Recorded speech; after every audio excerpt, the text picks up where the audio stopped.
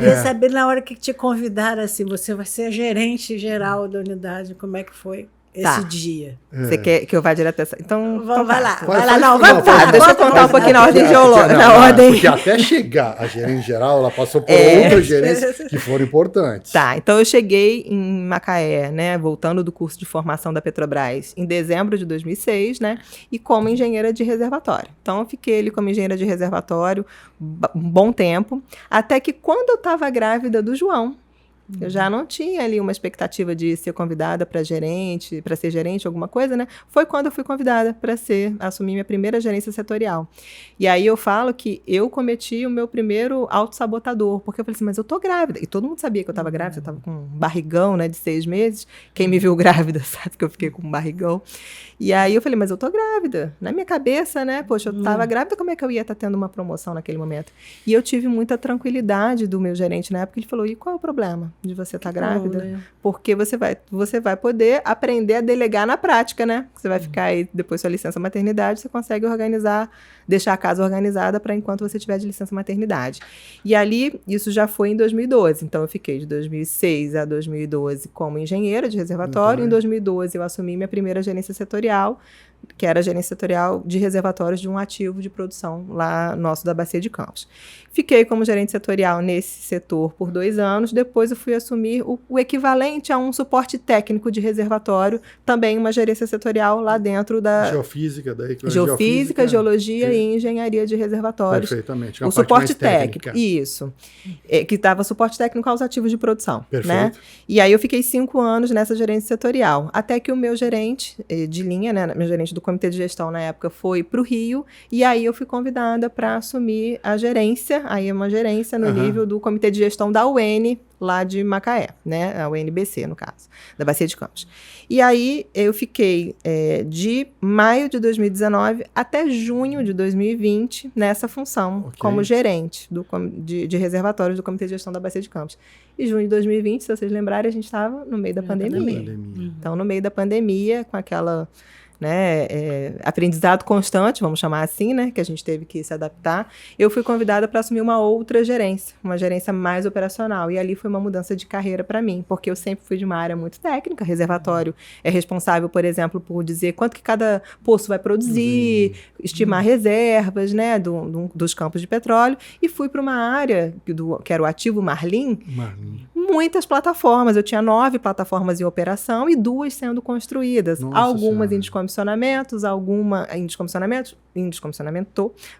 algumas em produção. Então, assim, era uma mescla de atividades muito grande ali no ativo Marlim. E então, eu tive que aprender muito e contei com uma equipe muito competente. Fiquei no ativo Marlim, como gerente do ativo Marlim, 1 ano e meio, até que no final de 2022, no final de 2021, quem era o gerente geral aqui na época, que era o César Cunha, vocês devem ter conhecido também, ele assumiu a gerência executiva. E aí ele me ligou, na verdade o meu gerente geral de lá me avisou, né, olha, o César vai te ligar, porque você está no plano de sucessão, a gente tem isso na Petrobras. A gente tem um plano que, para posições chaves, tem um nome de pessoas que estão aptas a assumirem, né? E aí, o meu gerente geral na época falou, o César vai te ligar, você está no mapa de sucessão, de gerente geral de unidade de negócio, o César vai te ligar para... Eu falei, tem certeza, Suelen? Ele vai... Suelen era o meu gerente geral na época. Ele vai me ligar para assumir o Espírito Santo? Ele falou assim, primeiro é uma conversa, mas se você passar, digamos assim, né, na entrevista, nessa conversa, você vai ter que se mudar para Vitória, ver se você quer mesmo, né, e tal. Eu falei, bom, vou fazer o seguinte, vou conversar primeiro com as crianças e com meu marido, né? Porque eu não ia conversar com o César sem saber como é que seria esse arranjo familiar meu primeiro, né? Presta atenção nisso, na lição, na primeira família, né? Primeiro, tinha que conversar com eles. E aí eu vou me emocionar, né? Não, vai, conta. Aí você vai... E aí, o que acontece? Eu primeiro falei com o João, óbvio, né? Falei com meu marido, falei assim, vamos conversar com as crianças. E aí, eu falei com o João e com a Ana, né? E aí, o João primeiro falou assim, meu Deus, mas e meus amigos, mamãe? Meus amigos estão aqui, né? Colégio, tudo mais. Tinha acabado de voltar ao presencial, então teve aquele período de pandemia e estava ali no retorno do presencial, 6 meses de retorno de presencial, a gente vai mudar, não sei o quê. Aí ele falou assim, não sei. Aí a minha filha, na época ela estava bem mais nova, né? Aí ela virou e falou assim, mamãe... Só que eu já estava vendo de mudar a escola deles lá, em Macaé.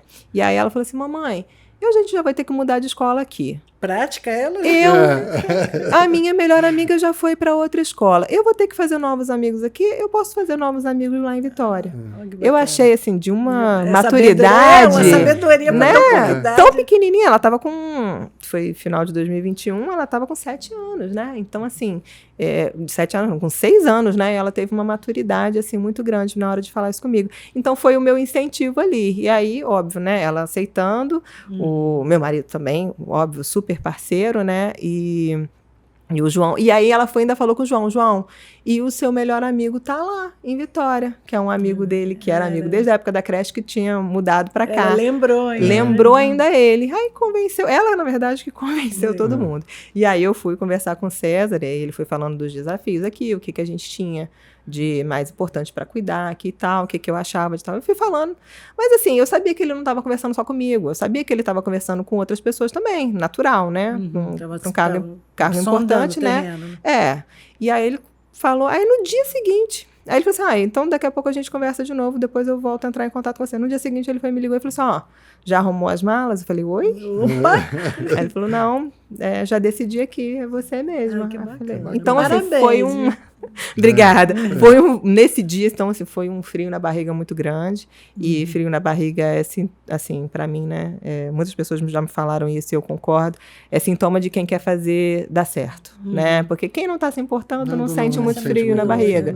Mas quem se importa, quer fazer bem, é isso.